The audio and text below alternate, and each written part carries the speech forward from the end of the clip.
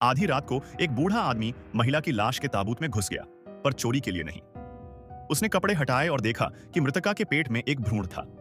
कहा जाता था कि इसकी पूजा करने से किस्मत बदल सकती है। बिना सोचे समझे उसने चाकू से भ्रूण निकाल लिया और उसकी पूजा शुरू कर दी। कुछ ही दिनों में वह जुए में अपार धन कमाने लगा, लेकिन फिर सब बदल गया।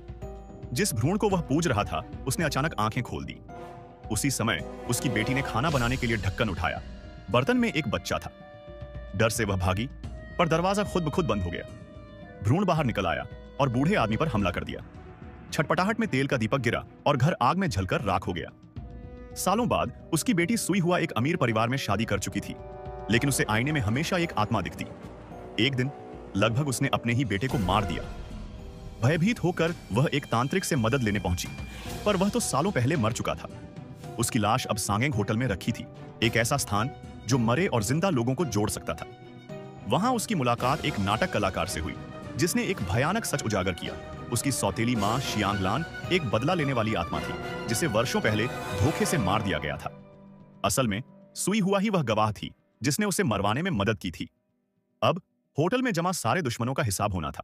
एक के बाद एक खौफनाक घटनाएं हुई, छायाएं, चीखें और अंततः रक्तपात।